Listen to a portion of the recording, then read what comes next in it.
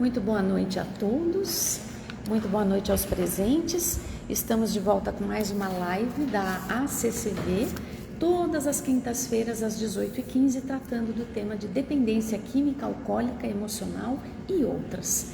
Se você tem interesse em participar, venha para a conversa terapêutica que ocorre às 17h30, depois é a nossa live, e aí a gente tem o passe de desobsessão, porque a obsessão faz parte de toda a dependência, e depois nós voltamos para o salão para ouvirmos o Evangelho. Enquanto estamos ouvindo o Evangelho, estamos ouvindo a vontade de Deus para o nosso coração, e também somos tratados aqui na casa enquanto ouvimos a palestra. Então, você é muito bem-vindo. E fazendo parte desse tratamento, os florais de Bach, que ajudam na manutenção da sobriedade. A semana passada a gente começou falando, né? Eu quero continuar, mas hoje eu fiz um outro texto para a gente conversar e depois eu volto a falar da semana que vem, para não ficar muito repetitivo. Olha só, a nossa conversa de hoje, eu queria falar um pouco sobre os fatores socioculturais, químicos e emocionais, não assusta, porque eu vou explicar tudo isso, e psicoemocionais da dependência e do alcoolismo. O nome pode parecer pomposo, mas são coisas que vocês vão identificar rapidamente no dia a dia. Então assim, olha, qual que é a porta de entrada para o álcool? Ou para as drogas, ou para os psicotrópicos, que são os remédios de farmácia, que eles hoje são um dos vícios mais altos, mais do que a maconha, são os psicotrópicos. Qual que é a porta de entrada? Aí muitas pessoas falam, é a festa rave, é o baile funk. De fato, rola muita droga lá, ali é uma apologia à droga, é verdade. Mas a porta de entrada é a porta da geladeira da casa dos pais. Quando a criança abre a geladeira para pegar uma fruta e tem lá uma cerveja, toda a porta cheia de cerveja.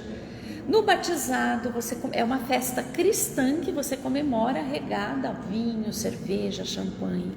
Quando a criança faz 1 ano, ela vê o estresse dos pais, e quando os pais estão lá bebendo aquele líquido, eles estão de bom humor. Aí a criança fala, poxa, esse líquido aqui deve ser muito bom. Desculpa, gente, o negocinho tá caindo aqui. Esse líquido aí deve ser muito bom. Então, isso é o que a gente chama do aspecto sociocultural. Culturalmente, a gente banaliza o álcool dentro das festas cristãs. Dentro do batizado, do nascimento, do Natal, da Páscoa, a gente está comemorando com álcool. E aí essa criança vai crescendo e ela vai vendo que quando o pai, que é bravo, a mãe, que é estressada, quando eles estão bebendo, ele pode fazer tudo. Tudo é permitido. E o que acontece com o aspecto psicológico da criança? Gente, lembram de nós, da gente, de vocês, quando vocês eram crianças? A gente não imita o que o pai e a mãe falam, até imita um pouquinho, mas o que a gente mais imita é o comportamento. É o comportamento. O que a mãe e o pai falam, às vezes entra por aqui e sai por aqui, mas o que eles fazem é o que nós vamos imitar. Recentemente, no carnaval, eu estava num lugar com uma garotinha assim, apaixonante, 7 anos, comunicativa, vinha conversar com a gente.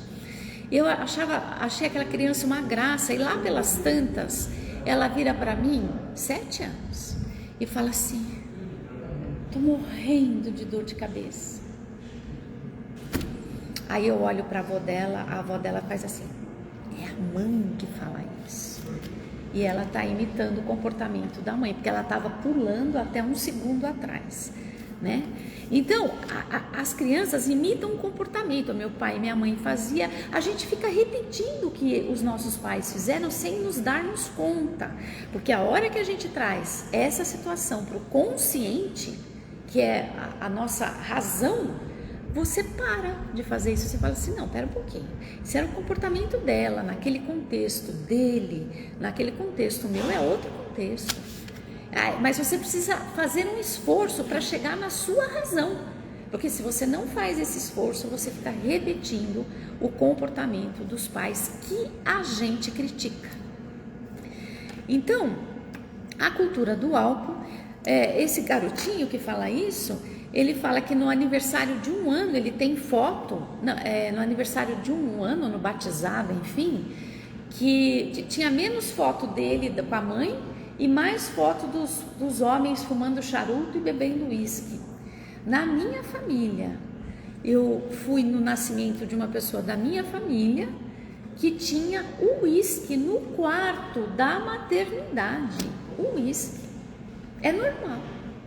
Quer dizer, pra gente é muito estranho, né? Mas é uma cultura, percebe? Porque tudo que eles querem banalizar, eles vão colocando aos poucos. E você vai, como você é careta, hoje em dia os estudos mostram cada vez mais que uma pequena dose diária de álcool é responsável por perda de memória na velhice, por Alzheimer na velhice. Tanto é que você pode ver, uma grande parte das pessoas com Alzheimer são homens que cultivaram o hábito dos aperitivos todos os dias ao longo da vida. A mulher agora não, mas antigamente ela se preservava mais do álcool, era uma coisa mais masculina. E ela envelhece muito bem, obrigada, normalmente sem nenhum problema mental, de memória, normalmente. Às vezes eu vejo problemas de memória em pacientes idosas que fizeram uso crônico de antidepressivos. Os antidepressivos também afetam a memória no envelhecimento, né? Muito bem. Então, já falei do comportamento. E aí, olha só, quem lembra da década de 80 e 90, quem era o maior ídolo automobilístico do Brasil e quiçá do mundo? Quem que era? Como que era o carro deste senhor? Era um pacote de cigarro ambulante. O carro dele era um pacote de cigarro ambulante. E você cresceu achando muito legal, muito charmoso. Os comerciais, exatamente. E hoje o meu dentista falou para mim o seguinte, ele falou: Sandra, quando tem pacientes de implante, eu mando para um colega, mas o meu colega já falou que ele não atende fumantes, porque eu não sei se é a nicotina ou o alcatrão é contido no cigarro, que ele inibe a síntese do osso. O osso não cresce. Aí o cara fala que o dentista que é ruim, que o dentista que não sabe, né? Então há um índice altíssimo de fumantes que não conseguem ter uma boa consolidação óssea para poder ter um implante. E o mesmo vale para o álcool e para as drogas. Então quem está no álcool e nas drogas nem no dentista vai, né? Você pode ver que um dos problemas de saúde mais sérios que essas pessoas têm é com os dentes. Bom, então é isso. Então, se a gente evoluiu para um pouco mais de ética, nós estamos melhorando apesar do caos, né? Se hoje em dia os carros de corrida, eu não sei, eu não assisto, tem propaganda de cigarro nos carros de corrida hoje? Acho que não, né? A coisa está um pouco mais moralizada, né? Bom, então o que eu falei até agora? Eu falei dos fatores socioculturais da sociedade e da cultura, que é a banalização do álcool. Mas nós temos também os fatores químicos e emocionais. O que é um fator químico? A pessoa que é dependente, ela já nasce dependente e ela não sabe disso. Ela só vai saber disso quando ela ingere o primeiro gole e não consegue mais parar. Isso pode ser rapidamente, para a mulher normalmente é mais rápido, mas pode ser ao longo dos anos que ela vai aumentando as doses de consumo até ficar totalmente incompatível com uma vida funcional normal, né? Quem quiser falar, a qualquer momento é só vir aqui. Então, a pessoa já nasce, ela vai descobrir depois que ela usa. Mas você fala assim, mas isso é muito injusto. Não, gente, porque quando você tem uma fraqueza química para a dependência, o incrível da história é que você consegue fazer o diagnóstico através dos desequilíbrios emocionais também. Então, por exemplo, antes da pessoa ser adicta e da droga entrar na vida, os comportamentos da pessoa já denunciavam que ela era uma adicta. Por isso que são fatores químicos e emocionais e comportamentais. Mas que comportamentos são esses? Dificuldade enorme de lidar com a emoção. A emoção do estresse, a emoção do medo é igual para todo mundo. A diferença é que algumas pessoas conseguem respirar, conseguem chorar, conseguem ir numa religião, conseguem ter o apoio de um grupo, elas buscam ajuda e conseguem suportar. Outras não chegam a pensar que elas podem conseguir ajuda, elas pensam que isso é um funcionamento delas, que elas estão erradas, que alguma coisa errada está acontecendo. E o que elas fazem? Quando elas descobrem que o álcool entorpece, que a droga relaxa ou, dependendo da droga, te ativa, faz você se sentir o máximo, quando ela percebe isso, a adicção, a dependência se torna crônica. Agora, antes da dependência se tornar crônica, a gente já conseguiria saber que haveria uma tendência ali pelo desarranjo emocional. A criança que é bipolar, a criança, às vezes as mães me falam: Sandra, eu amo os dois iguais, eu criei os dois iguais, um não tem nada a ver com o outro. Um leva bronca e fala assim: mãe, quantos minutos que eu tenho que ficar de castigo? Ela fala assim: eu tenho vontade de rir, né? Mas eu falo: vai lá, 3 minutos. E o outro leva a mesma bronca, pelo mesmo motivo. Nossa, é um escarcéu, é uma revolta, quebra copo. Como que pode? Nós, espíritas, podemos entender isso. Um é uma alma um pouquinho mais evoluída. O outro veio nessa família para ser ajudado a se tornar uma pessoa emocionalmente mais estável. Então, os comportamentos, eles denunciam desde já, a nossa tendência à dependência, ao vício. Dificuldade enorme de lidar com as emoções, eu já falei. Qualquer frustração ou desconforto é insuportável. É insuportável. Bom, a gente tem frustração e desconforto. Se você me permite, sem usar o seu nome, eu vou usar aqui um depoimento, anonimamente, que a gente teve hoje, acabamos de ter. Uma pessoa que tinha uma reunião difícil no trabalho, uma reunião que foi postergada. Na terceira vez, ela se viu administrando a reunião, falando: não, respondi dúvidas, não, as tarefas estão encaminhadas depois da reunião. Então, mas isso foi um enfrentamento dificílimo, teve muito sofrimento nas 2 antes que foram canceladas, mas essas 2 antes que foram canceladas serviu para estruturar o emocional, para quando viesse a terceira ela falar: chega de fugir, chega, não é que eu não dou conta, se eu estou aqui é porque eu dou, vamos lá, o que o senhor precisa?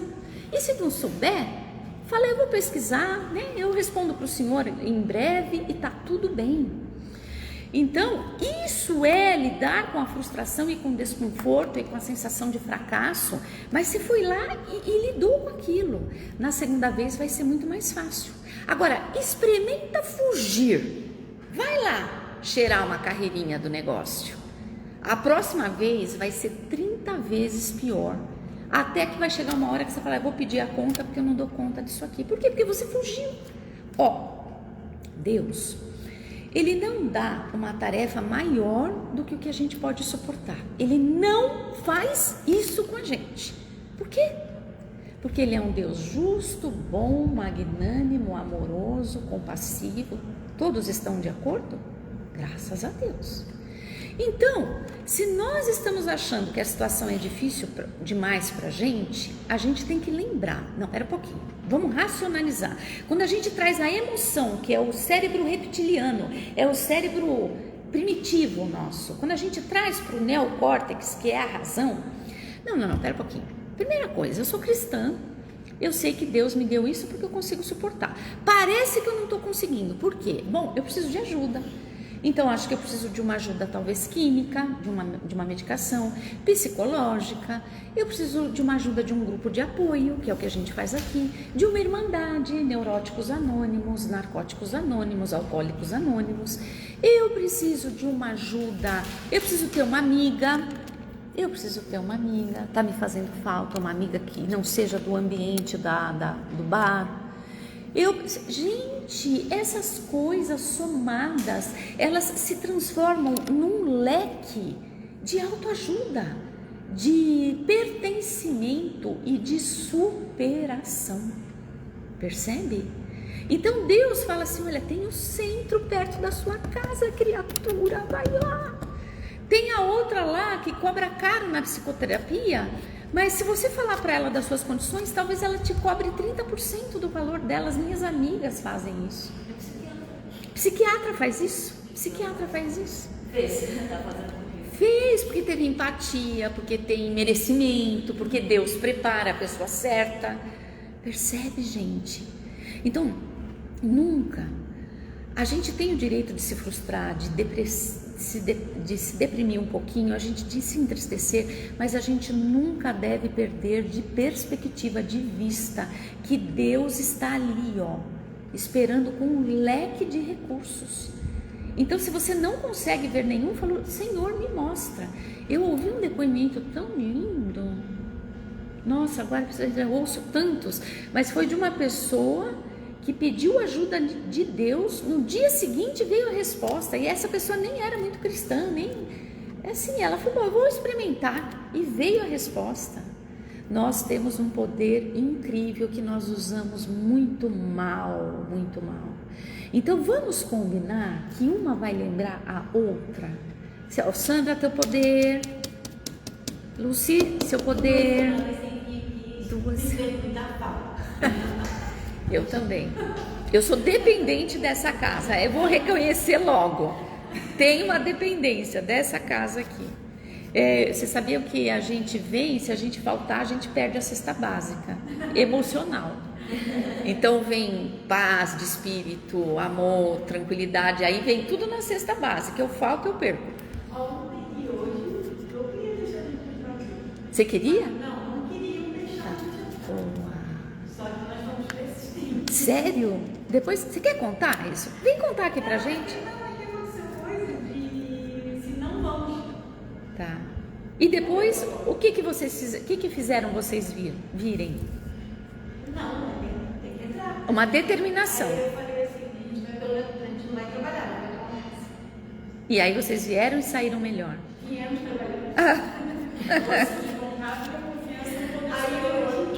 Força de vontade, falaram aqui, e a confiança no poder superior. E hoje de novo. Se você vem falar aqui, meu amor, senão as pessoas não ouvem. Eu falei que como bem. Fala pra gente aqui porque eles querem ouvir. Aí hoje de novo, né? Quando a gente demorou a chegar, aí quando eu subi, a gente sentou ali para fazer a vibração. Aí eu falei: não vou dar passo em você hoje, não estou em condição. Só que vocês fizeram a concentração que os dois sempre fazem. Eu nunca vi trabalhadores tão disciplinados, sentam e fazem a concentração, só depois um dá passe no outro. Aí ele me deu, aí ele falou assim: você já recebeu, agora você pode me dar. Isso mesmo. Aí eu dei o passo nele e falei assim: é só em você. Hoje vai ser só ele. Entendi. Bom, talvez se a espiritualidade quiser mudar a tua opinião, eles fazem assim, fala: vai, que a fila tá grande. É sério, porque hoje não vê muita gente. Por causa da chuva. Legal, gente. Então, assim, os problemas emocionais, a pessoa não sabe esperar, ela sente um imediatismo. O que é ansiedade, gente? É a gente viver no amanhã. O que é viver no amanhã? É não confiar no hoje. Ai, mas e se? Ai, pelo amor, que roubada que é o e se? Olha, hoje eu tô aqui. Eu fiz o meu melhor. Eu vim aqui para chorar, eu vim aqui para falar, para compartilhar.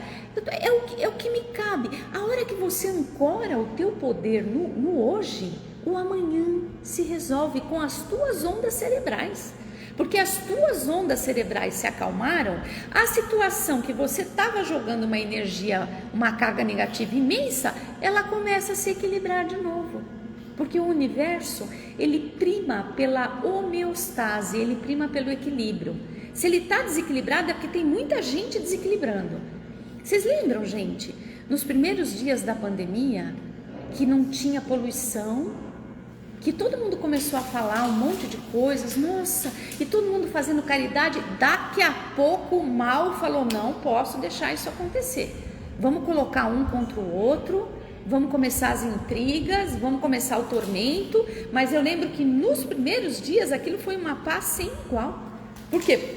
Porque a nossa mente acalmou, né? Então, necessidade de sair da realidade, gente. Porque quando a pessoa vai para alterar a consciência, ela se sente o máximo. Mas deixa eu perguntar uma coisa para vocês. Sem alterar a consciência com substância ou álcool ou psicotrópico, você já se sentiu o máximo? Já? Você já? Na reunião de hoje ou de ontem, não sei. Ah, bom, tá. Tem o psicotrópico. Tá, aqui tem o psicotrópico. Tá, mas tem dia que nem eles ajudam. Tá. Então, isso é uma evolução. Você deu conta. Vamos lá. O que mais enebria? O que enebria? Para mim, por exemplo, o que me enebria é estar aqui conversando com vocês. Isso é como se eu tivesse com a consciência alterada, de tão feliz que eu fico. Lúcia, linda, se sentir útil. Isso te enebria. Então percebe? A gente não poder ajudar, resolver alguma coisa para alguém. Tá. Então você percebe que a gente não precisa alterar a consciência para se sentir enebriada? Dani, fala pra gente, o que te enebria? Quando eu vejo que alguém não conseguiu alguma coisa, que eu ajudei, que alguém conquistou alguma coisa e eu tenho um dedinho meu ali. Nossa. É inebriante, né? É quando você sente que ajudou alguém. Eu prefiro dar presente do que receber. Ah, sim. Legal. Nossa, todo mundo muito sintonizado aqui. Então, a gente tem que lembrar que a gente consegue esses estados alterados de consciência pelo amor, pela conexão com Deus, né? O vazio interior, então essas pessoas sentem muito vazio, mas elas também se isolam. Então não vai procurar ajuda, um grupo de apoio, amigos, psicólogo. Então, gente, se isolar, se você está se isolando porque você quer meditar, porque você está cansado, é uma coisa. Agora, se isolar para se proteger dos outros, isso vai piorar cada vez mais. Fala pra gente. Se isolar para proteger os outros de você. Explica isso aqui pra mim, melhor. Ela falou, repete, por favor. Se isolar. No meu caso, eu me isolo. Você falou, não se isolar para se proteger dos outros. Não, para mim é totalmente um outro ponto de vista. Eu me isolo para proteger os outros de mim. Porque eu não quero contaminar eles com depressão, ansiedade, meus pensamentos errados. Então eu falo, melhor ficar quieta do que passar ansiedade para alguém. Mas e quando você vai procurar ajuda especializada, uma ajuda espiritual, uma ajuda médica, aí você também acha que você está prejudicando as pessoas com os seus tormentos internos? A custa de muita terapia, eu aceitei que eu não sou um boy para o meu psicólogo. A custa de muita terapia, eu consegui entender que ele realmente, sabe, quer estar ali, ele faz para me ajudar, ele faz porque eu trabalhei, porque ele escolheu fazer isso e ele gosta.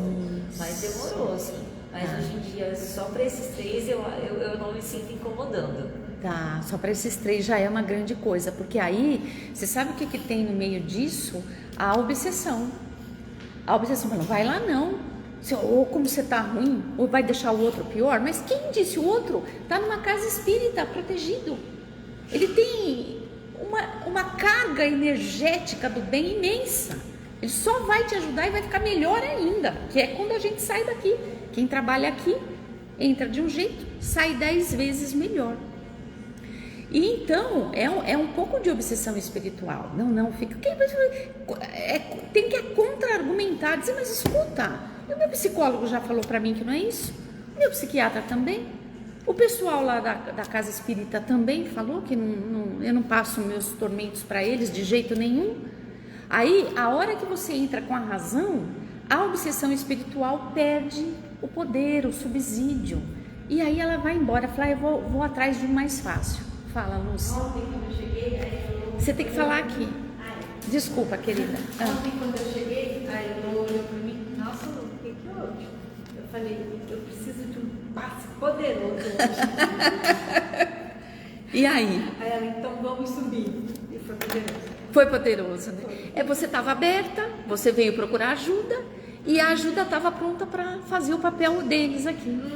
Ai, gente, vamos combinar que nós vamos sofrer menos? Pelo amor, né? Bom, depois eu continuo essa aqui, porque ainda falta falar dos fatores psicoemocionais, mas deu para entender o que é químico, emocional, cultural, né? E aí, depois a gente continua com floral na semana que vem, para vocês saberem como funciona a fórmula de vocês. Tava bem interessante esse da semana passada. Tava legal? A Dani falou para eu continuar também. Ah, legal. Oba, então vamos embora. Que bom. Então, vamos orar? Nosso Senhor, nosso Deus, nós te agradecemos pela tua presença em nosso meio. Cuida, Senhor, de cada trabalhador, de cada assistido, de cada espírito precisando de ajuda. Estamos aqui em tuas mãos, vivendo o momento presente. O dia de hoje, da manhã e da tarde já foi, o de amanhã não chegou.